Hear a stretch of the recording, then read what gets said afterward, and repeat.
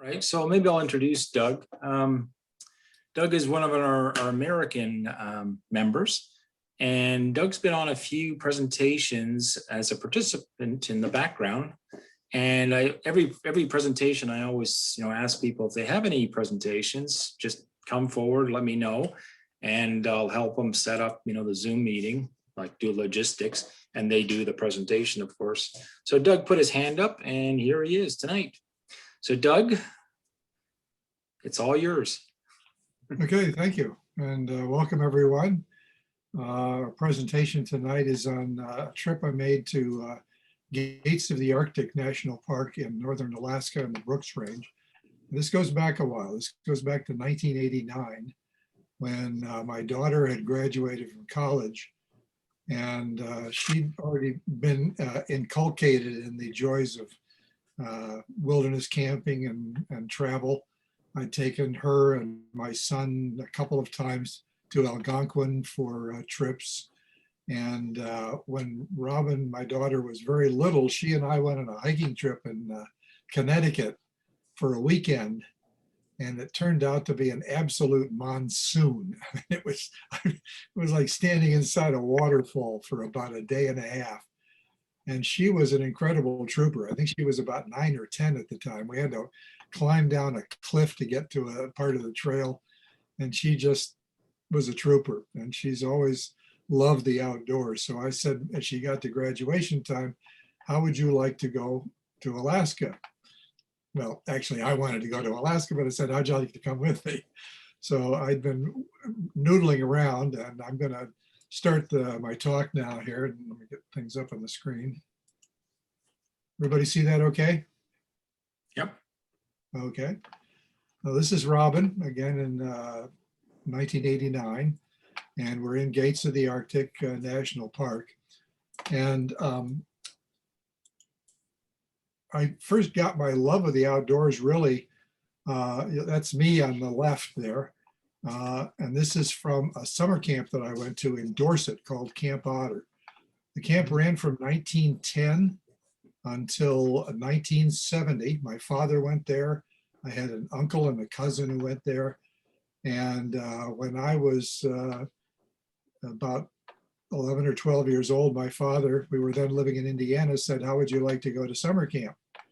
And so he arranged for me to go to Camp Otter. And I got on a train in South Bend, Indiana, and rode to Buffalo, met the camp director, and the next day got on a school bus and drove up through Toronto and up to the camp. Took an all day. Of course, we had to stop for the drawbridge. Was it Hamilton Harbor? All the steel boats going through. Took all day to get up there. This was a very primitive camp. It had no electricity, wood stoves, a large sump toilet system, and an ice house to keep all of their refrigerated foods in. And the caretaker lived on the other side of the lake and cut ice in the winter to stock the ice house. So in 6 or 7 summers, I went to this camp, and they specialized in canoe trips all through the region, generally north of the camp, north of Dorset. We would leave directly from the camp and follow a series of portages up through Coagama and Wolf Lake to Smoke Lake, Canoe Lake, and up into Algonquin. And every summer we do 2 or 3 canoe trips during the 6 or 7 week period. And in fact, the year after I stopped, to my regret, a group of campers, the seasoned veterans, came to camp and spent the entire summer going from camp to Hudson Bay, up the Ottawa River and all the way up all by themselves. So it was quite an adventure. From that, I then began doing more hiking. I was living in Connecticut at the time. A lot of hiking in the presidentials, Mount Washington and that area, lots of trails there in the hut system. So this is Robin and I, and this is our gear spread out, 2 packs. We were going in late August and early September, which is kind of a turn of season in northern Alaska where we were going. So we had to kind of be ready for anything and not quite sure just what we'd face in the way of weather when we went. I really got interested in this region before I made this trip, as often happens in my experience. I start looking at maps or I read a book that piques my interest. And in this case, it was a book called Alaska Wilderness by Robert Marshall. Some of you may be familiar with it. Robert Marshall explored this area very extensively in the 30s, and he later became chief of forestry in the US government, head of recreation management in the US Forest Service. He was the founder of the US Wilderness Society and promoted the Wilderness Act that created many preserves and wilderness areas throughout North America during the Roosevelt administration. But he died very young at the age of 38. But his book, and I highly recommend this, you can find a copy. It's really an absolutely wonderful journal of his travels, often with a pack horse and 2 or 3 friends up into the Brooks Range, Alaska, before this park was even formed. And one of the things he was doing as part of his interest in forestry was tracking the progress of the tree line up north and how it moved forward and backward in relation to the weather. Gates of the Arctic is actually one of the newer of America's national parks. It was formed in 1980 under the Carter administration. It's the second largest US park and the home of the Brooks Range, about 8.5 million acres, no roads, trails, or campsites. And it's home to 6 wild and scenic rivers as designated under the Wilderness Act in the United States. So we took off from the East Coast and flew out to Seattle. And you see Mount Rainier sticking its head up through the clouds as we approach Seattle. I had gotten an impression in my head that we were leaving at a certain time from the East Coast and realized at the last minute that I was thinking it was later than it was. So we had to race to the airport, got there in time.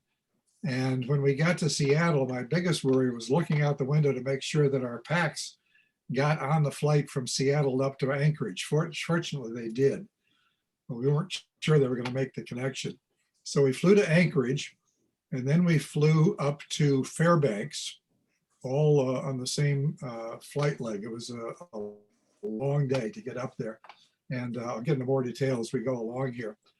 So this is the flying service in Fairbanks. We stayed overnight in Fairbanks, and this is Robin and the flying service.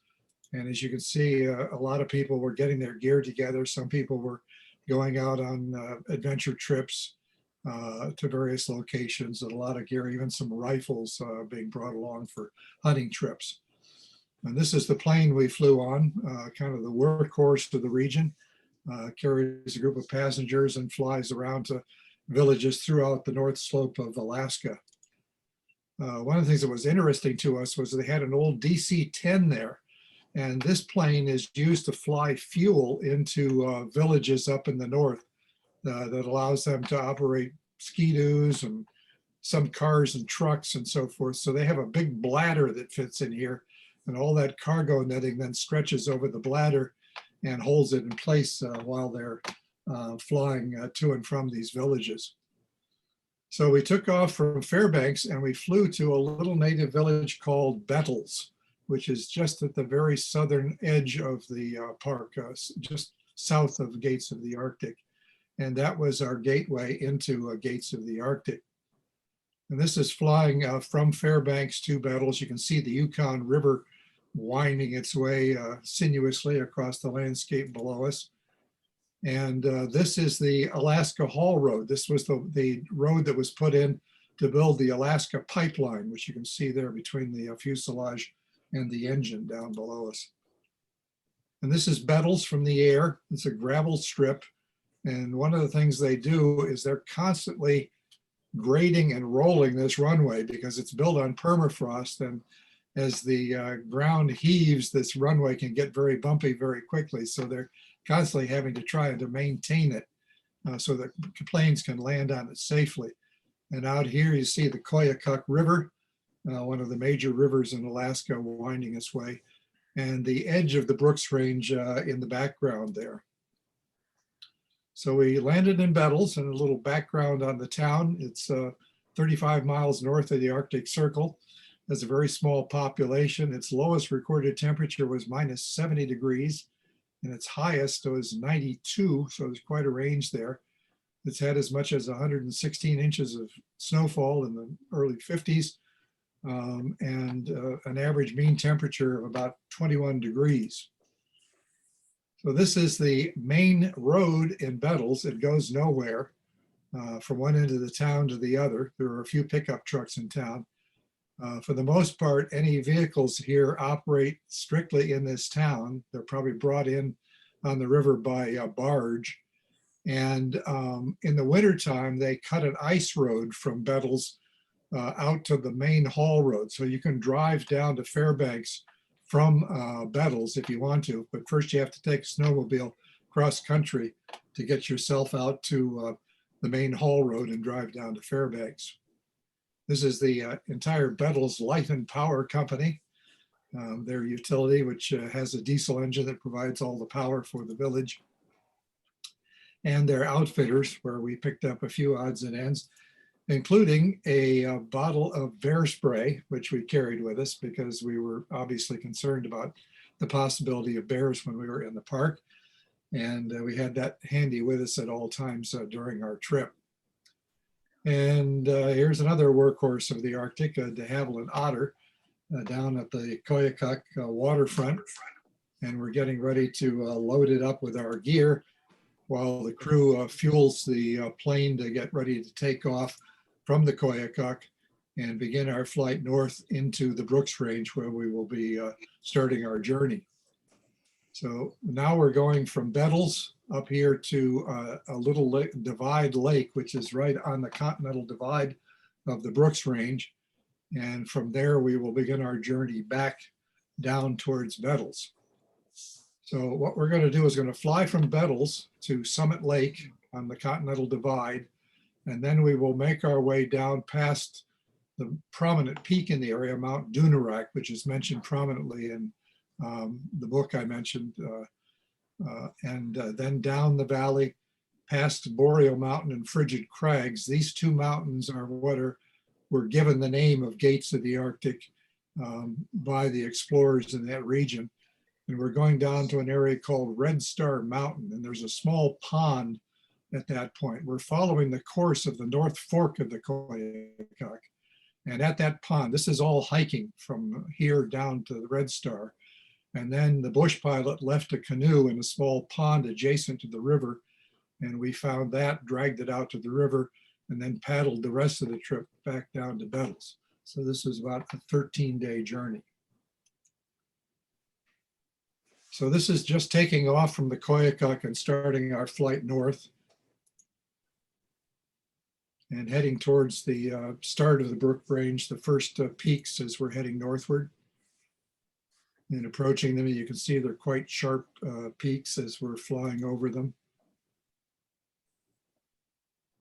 And you can see the river valley down below, kind of in the center, that we will be following. And at the peak of our flight, we were just clearing the ridges as we went over the top and began entering the North Fork Koyukuk drainage. You can see it down below. That's the course we'll be following as we head back to our original start. So there's Mount Dunarak, about almost 6,900 feet. Usually has a glacier on it year round. Marshall and his party actually climbed that at one time. And here's where we're going to be going. We're going to be landing at this little lake on the summit, and it's right on the Continental Divide. So everything out of the lake going this way goes to the Arctic Ocean. Everything going this way goes down to the Koyukuk, the Yukon, and the Pacific Ocean. And we will be following this journey heading towards the nose of the plain as you see it right there. So we were dropped off at the lake and the plane took off. And the two of us just said, what the hell? We're just done. It's again about feeling, hey, you know, we're suddenly in the middle of nowhere. So this is the view of our surroundings, and it wasn't staged. There was a caribou antler lying there on the tundra where we were. And as you can see, the land already begins to slope downhill, heading back down drainage towards our destination on the Koyukuk River. And you can see the start of the Koyukuk just starting to form itself down here in the valley. So we made dinner that night, pulled out the stove and had some soup and spent the night overnight in the tent by the lake. And the next morning set out on our journey. It was Robin sitting on the edge, and it was kind of chilly, and we were waiting for the soup to get warm and warm us up. So I asked people to remember this because this is the start of the Koyukuk, and as we go downriver, you're going to see it widen out considerably. But at the start, it was small enough that you could literally stand astride it.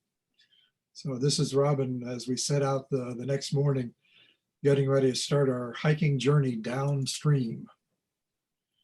So from Bettles to the summit was about 85 miles, and the return trip by foot, because of all the windings that we did, over 13 days was about 120 miles. We hiked about 50 miles, and that took us 10 days.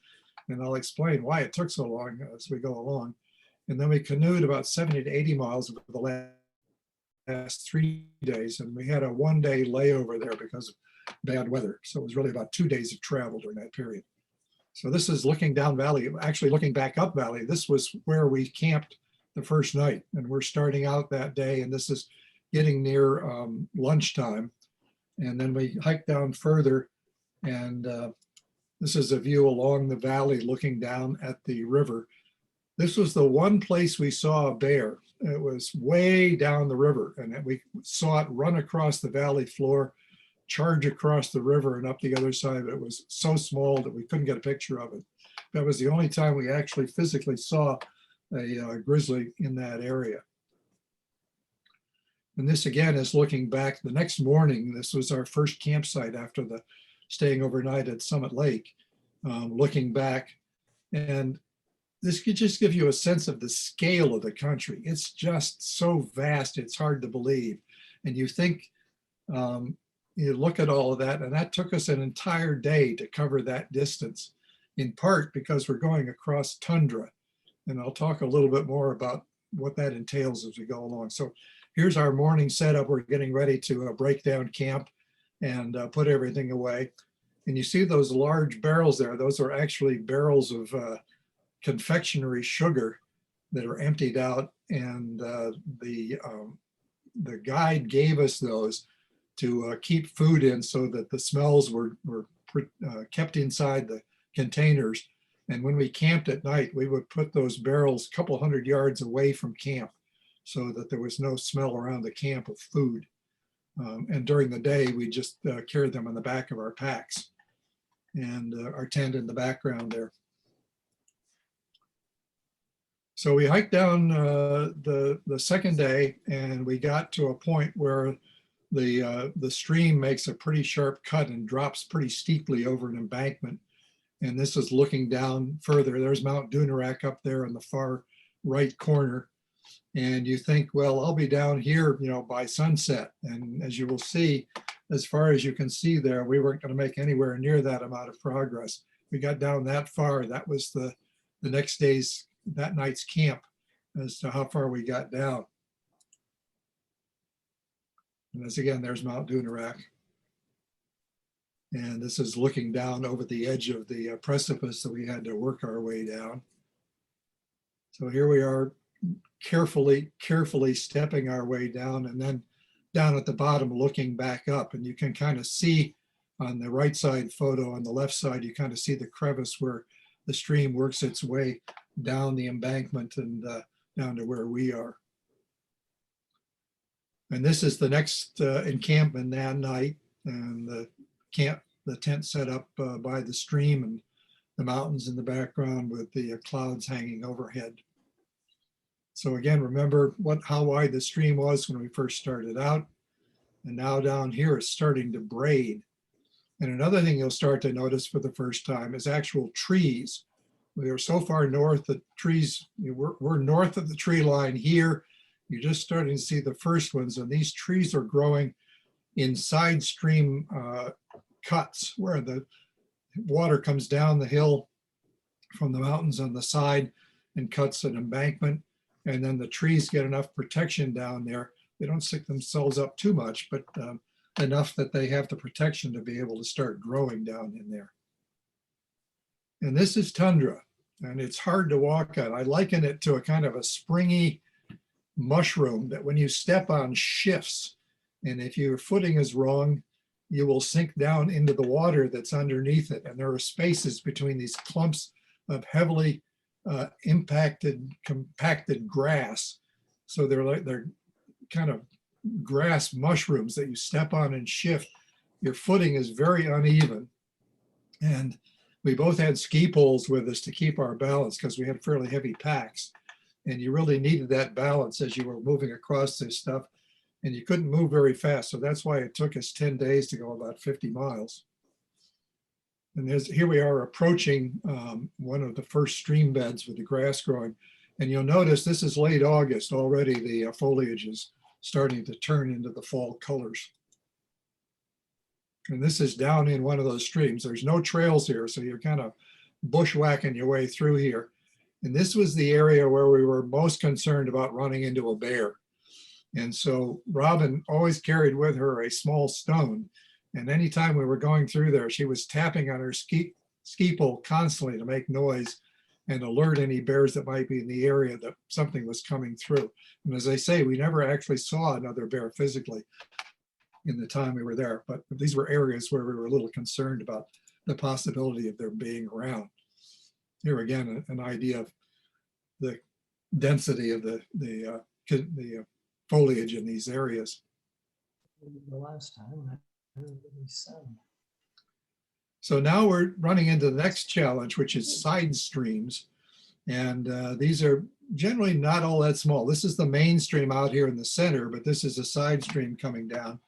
And these side streams weren't all that deep, but as most of you know, even a little bit of running water can be pretty powerful. So we would put on waders, change our shoes and put on some hip waders and get our gear together and then work our way across facing upstream and using 2 ski poles to balance and very carefully working our way across each of these streams as we went to avoid getting toppled. We always stayed on one side of the main stream and didn't ever try to go across it because we didn't really have the means to do that. One of the nice things was you can see when the heavier water flow comes down from the side, generally with spring runoff, it creates these benches and they had a handy little seat. So we'd stop here for lunches and grab a bite to eat.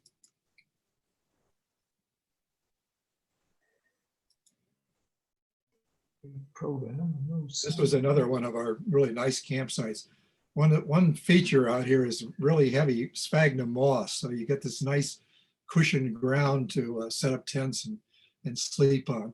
And again, you can see the river now, the channel is widening more and more, a lot of braiding as the water courses back and forth. And we're approaching what's called Ernie Creek down at the other end of that valley. And the cold air is coming down the Ernie Creek Valley and condensing into a cloud as we're marching towards it. It was named that because apparently it was a settler many years ago, a trapper who lived up that valley for a few years, and his name got attached to that creek that flows down into the Koyukuk. A lot of rainbows, a lot of moisture in the air all during the trip, and many times we saw these beautiful rainbows over the valley. Again, crossing another stream, beautiful country, marching down towards Ernie Creek and the turn of the stream. And again, you see all this water. We're on top of permafrost. The surface, obviously melts during the spring, summer, and fall, and then freezes again in the winter. A lot of constant water runoff going on all the time. And there's Mount Dunarak from another angle. And as I said, this river braids back and forth. So as you're hiking along, the easiest way to walk is down along the river, along gravel bars. That's like a highway down there. But unfortunately, and as we were walking, one of the things we did see signs of grizzly bears. You can see the paw prints here in the sand. We saw those several times. But again, we never saw an actual bear after that. But we would eventually, as we were walking along these gravel bars, the braid would wind up against the bank. And here's Robin working her way across one of these side braids. because we're being forced up against the riverbank. And at this point, the water starts to pile up and we have to start working our way up these embankments to get back up on top above the river. And here we've climbed this embankment back up and you see all the silt in the river. That's rock dust from all the glacial melt water that's been coming down. And we had to get ourselves back up on top of the above the river. So we're up here, a couple hundred feet above the river now, having been forced up as the water and the stream forced us up against that one bank. And now up on here, in some cases, we're walking in tundra again. So it's, one curse to another as you're moving forward in terms of footing. But up in this area was just absolutely lovely. And you now see up the Ernie Creek drainage looking north. And this wonderful, almost a sage kind of brush here, this kind of orange shrubbery growing there with this wonderful smell. And we again saw these beautiful rainbows over the valley and got ourselves up near the turn of the river here. We're up high, fairly high above the river, looking up Ernie Creek and high on the bank, and stopped for lunch and just had a wonderful time there. It was one of our favorite spots and memories of the entire trip. And now we're looking forward through Gates of the Arctic. We're actually looking southward. So you have Frigid Crag over here, Boreal Mountain on the left, and Marshall was the one who gave the name to these two peaks as Gates of the Arctic. And again, you see the fall colors of the sage here and the wonderful smell in the air, nice and warm, just absolutely beautiful. So there's Frigid Crag as we're looking across, and the top of it peaked in clouds. Boreal Mountain with the sun shining down, just absolutely beautiful. There were mountain goats who lived on these peaks. I tried to get a picture, but they were so far away, I just couldn't capture them even with a good telephoto lens. And this is Robin and I, and one of those moments which I always treasure and remember was the time on this bank, just sitting and enjoying the scenery and the smell and the sounds, just every sensory part of you kind of vibrates in these kind of situations. And I think all of you probably have a memory like that on some really great trip you had in the rainfall in the back. And I remember saying to Robin at the time, it just doesn't get better than this. Well, years later, I was with a friend of mine. We were hiking in the presidentials around Mount Washington. And we were hiking in an absolute monsoon coming downhill off one of the presidentials. And we had to cross a stream, which was running at full tilt because of the heavy rain. And Gene is and I told Gene this story about the Alaska trip, and Gene's halfway across the stream and he turns around to me and he says, "Doug, it just doesn't get any better than this." So kind of played it back on me. Now here we are, sitting on the bank and enjoying the view and enjoying the scenery of that spot. And together, another one of those wonderful campsites with lots of sphagnum moss, and we got a rope up and things drying out and hanging next to us in the tent. Just a wonderful place. And this again is looking up towards Frigid Crag. And again, the mountain goats were actually up in this area here. I don't know if you can see my cursor moving, but up to that gully on the kind of right of center. There you can see just these little tiny white spots moving around up there. And the thought of them managing to spend an entire winter in the conditions up there is just amazing when you think about it. Again, looking at the countryside, just the vastness of it, the hills.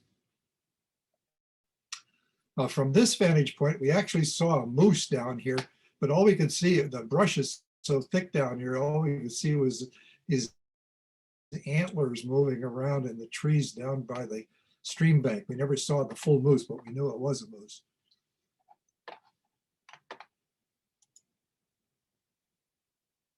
And again, looking back up towards Ernie Creek along the course of the Koyukuk. The play of light on the mountains and the clouds and rainbows was just absolutely amazing. And again, you can see a bit of a rainbow in the center there.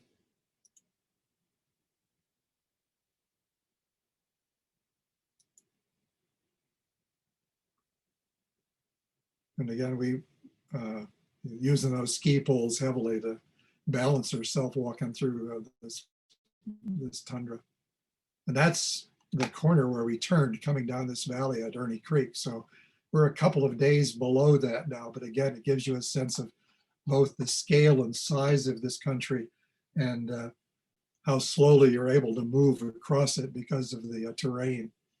And here you get a good sense of the steady downhill flow of the river from left to right.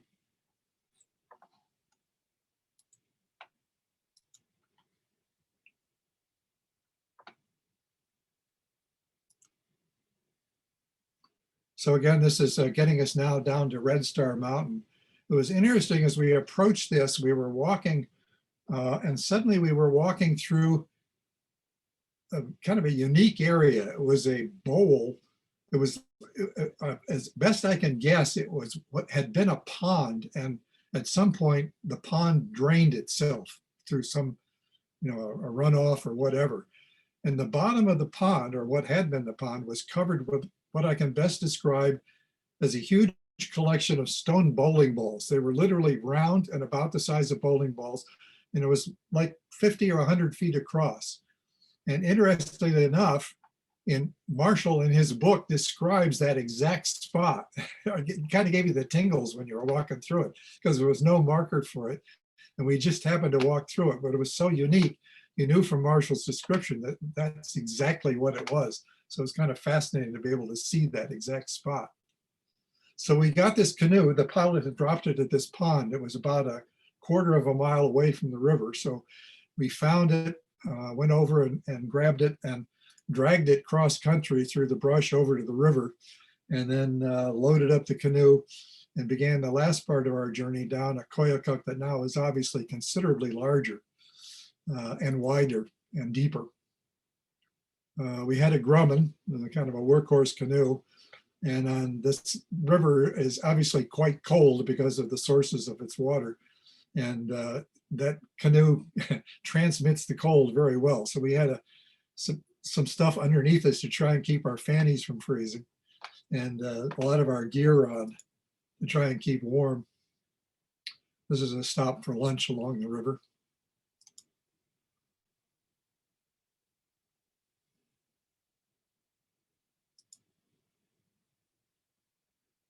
And there was a pretty heavy flow on the river. And I'm sure some of you are familiar with this, but one of the things we had to watch out for if we got too close to shore was sweepers, trees that had fallen into the river and then sunk, but had enough buoyancy in them that in a cycle with the flow of the river would get swept underwater and then have enough buoyancy to come back to the surface on a periodic basis. So you had to be very careful to watch out for those things because they could suddenly pop out of the water. And if you weren't careful, you could get literally turned over if you weren't careful about it. And this is one of our campsites. So we actually laid over for a day on this island because it got very cold and there was snow on some of the peaks around us. And it had been rainy and it was pretty raw and uncomfortable. So we decided to lay up for a day, kind of hibernated in the tent, made a little campfire. This is where Robin came back to the tent one afternoon that day and said, "Dad," she said, "I got a problem." She says, "How come we are burying our poop while the entire island is covered with bear scat?" Which it was, very popular area.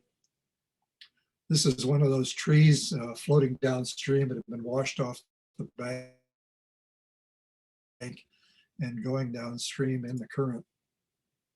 And we did have some rain, so we had to periodically kind of bail some of the water out of the canoe to keep things dry, or as dry as we could during the trip.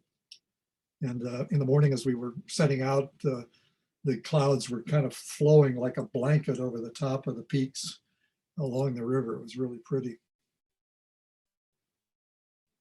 So again, back at the beginning when the river's wide enough to straddle, and now this big across, quite a contrast over the distance that we traveled. And if you look up on the kind of center upper right, you'll see a flock of geese flying overhead. We'd scare them up on the river, and oftentimes they'd fly down around the next curve, and then when we'd come, they'd take off again. And this is coming back to Bettles. We're back to the end of our trip after 12 days at this point. We stayed overnight in Bettles at a little hotel there to the sound of sled dogs howling at 10:30 at night with bright sunshine. The sun still wasn't going down until very late at night. And this is our plane getting ready to fly back to Fairbanks. And one of the fun things about flying in these planes is the pilot gets on board, turns around to all the passengers and asks everybody how much they weigh. Well, half the people on board the plane were women, which I thought was kind of brave, but I guess they're kind of used to it. And he asked that question because he wants to make sure the load in the plane is fairly balanced front to back and side to side. And this is coming back down into Fairbanks. And you'll notice next to the runway, there's a big lagoon there so that float planes can land. And there's a lot of float plane traffic in Fairbanks, obviously. And while we were in Fairbanks, we spent a little time exploring the town. This is a series of electrical plugs. It gets very cold in Fairbanks. And it's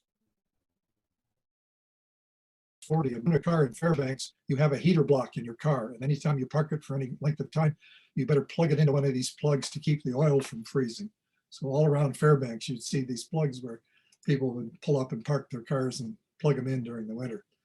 We also were able to take a little time to go up to Denali.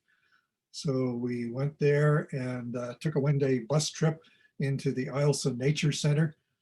Just this look at the road leading into Denali. And Cliff, our bus driver, and we had a crew of people on board. And we were able to see a little wildlife. This is a caribou that's shedding some of its antler coverings. And this is the Eielson Center. And we were actually fairly fortunate in that we were able to see a fairly large amount of Mount Denali. It's about 2/3 of the time it's so shrouded in clouds that you don't see it at all. So we actually got to see a fair amount of it. A few years later, my brother, who worked for British Petroleum, and I went up to the North Slope. He was doing some work for them in communications and asked me to come along and do some filming of a test they were doing up there. So we got to fly from Anchorage up to directly to the North Slope. And on the way, we flew by Denali, and it was completely clear when we went up. It was an amazing view of the entire mountain. So that's our trip. I will turn off the share here and be happy to answer any questions. I hope you enjoyed it. I see some things in chat here. Let me see if I got it. Yeah, there was more technical issues with, I think, Mike Gray's audio or something. But if you have a question, I don't know, just stick your hand up and we'll take one at a time, I guess. Don't forget to unmute yourself too. Sandra? Yeah. Hey, Douglas, excellent presentation. Thank you so much for sharing. It was really good. Quick question. There was a market trail? There was no trails. No trails. No Wow. trails. This is a completely undeveloped park. They get maybe, I don't know what it is today. Back then they were getting maybe 300 to 400 visitors a year. I mean, you think of a national park like Yellowstone, you go and there's signs, there's campgrounds, you can buy a hot dog. Not here, there's just nothing there. And the rangers mostly operate outside the park, but go in periodically. So it's a complete wilderness experience. Coming across that pond with the bowling balls in the bottom of it and feeling that connection with Marshall because of his description of it.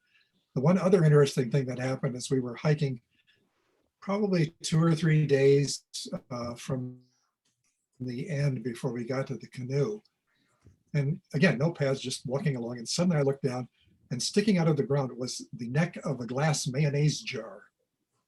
And it had filled with debris, you know, leaf duff and pine needles and stuff. So it had been there, had to have been there for 10 or 12 years at least. So somebody was there, dropped it, left it, whatever. But what were the odds of walking right over that spot where somebody had left that sign of human habitation? And in our entire trip, the only time we saw anybody was when we got back to the Koyukuk itself. We never saw anybody else. How many kilometers are you doing a day? Well, as I say, we would make like 5 miles a day. So that would probably be, Wow. and again, because of tundra, it's just Yeah. tough to walk over. Interesting. Sorry, I lost a little bit at the beginning. I was working. What time of the year you We went late August and early September. I chose that in part because of bugs, figuring that at that time of the year, you're pretty much out of it. We didn't have any real problem with bugs, which was good. But if you read Marshall, there's some hellish stories in there, really nasty. Yeah, because the colors looks beautiful. Looks like fall. Yeah, it really had started to turn. Yeah. Worth, I think you had a question. Yeah, I got a question. I've actually done 2 trips to the gates of the Arctic. Oh, good. Supposed to be doing a Kobuck this year, but I had back surgery last week, so that's not going down this year. So maybe Join the next. club. I've had 3. A couple years ago, we came down the John River, Yeah. took it out to Koyukuk, and came out below Bettles. When we got to the Koyukuk, the river was flooded. It was about 15 feet above flood stage. Oh, Took us a whole day, but somehow we managed it upriver.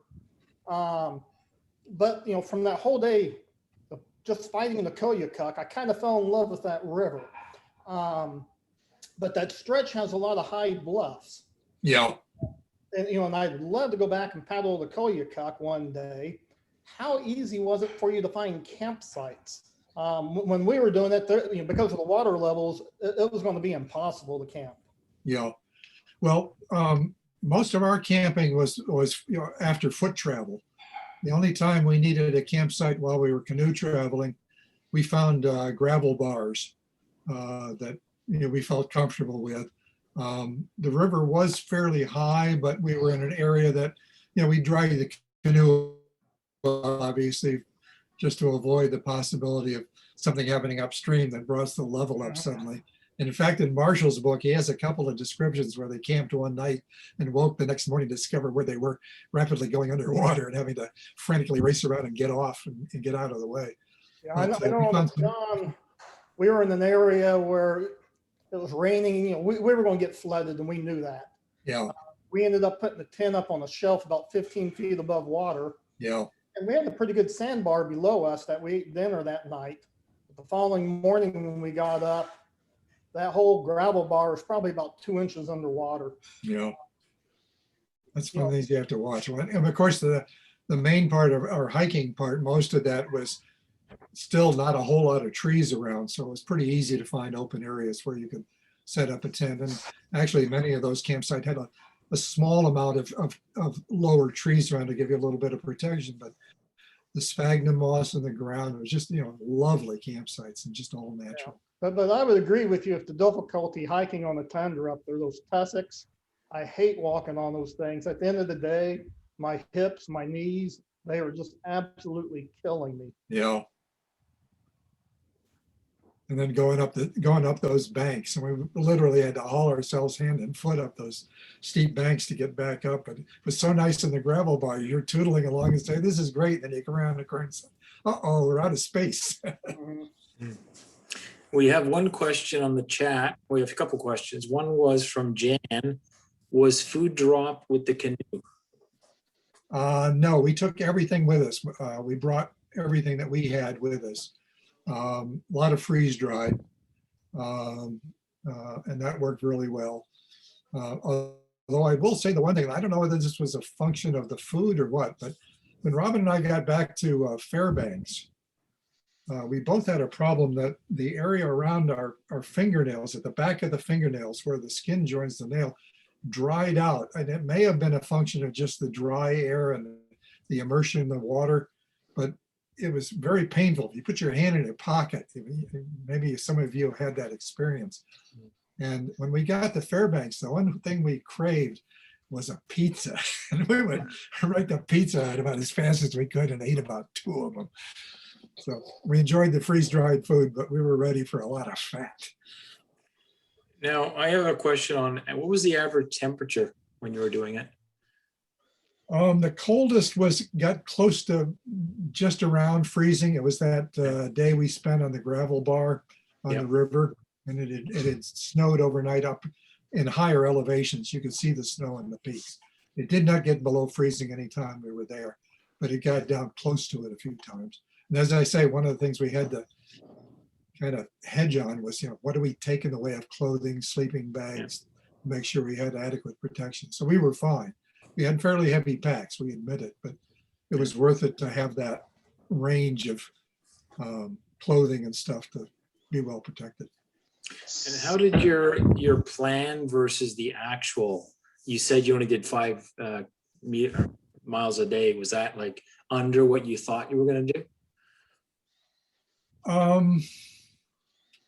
I don't know that we set out with a saying, okay, we're going to go X miles a day. We kind of figured that we were going to allow, I think we probably figured that we would do less hiking and more canoeing. Okay. The flow of the stream was so strong that we were literally able to cover quite a bit of distance in the 2 days we paddled fairly easily because we were going downstream. So we had a good current behind us, and that was a pretty easy journey. So that was faster, and the hike, it worked out pretty well. What was your backpack weight to bring everything? Mine was probably about 65, and Robin's was probably about 50. Oh. You have to remember, then things still hadn't quite gotten as lightweight as they do Yeah. today. We had what was the best available lightweight gear at that time. But again, we also had some extras in terms of clothing that added a little bit of bulk to things. I would not do that today with my bag. No. All right, do we have any other questions from the audience? Okay, well, I thank you all, and I hope you enjoyed it. And Yeah, we did. That was Yeah, excellent. amazing. Yeah. Excellent. seeing some adventures from Oh, some of we you in got the Fred putting his finger up. Okay. It was thumb. There's thumb. Okay, I saw a finger. That was good. No, no, That's a finger. Okay, gotcha. that's a good job. Thank you. Thank you. Glad you liked it. Yeah, I really do like the, different perspective. Like, when we go on canoe trips, we do day hikes and stuff like this. We don't do this kind of stuff, but yeah, it's very, very good. Well, I have one other one which has no canoes in it. If you're interested, I could talk to you in more detail, Gary, but this was actually a companion to another trip I did a few years later on Baffin Island in Iowittick National Park, up the river valley from the end of the fjord past Mount Thor to the peak of the river valley that runs across the tip of Baffin Island. Oh, I Right. want to see that one. Yeah, I always so wanna go to that. that's the hook you just put. Yeah. Coming in a theater soon, though. Yeah, I would say shoot for another presentation in a month or two. Sure. Yeah. That'd be great.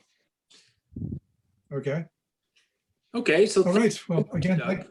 thank you all for taking the time to come out. So, thank you very much.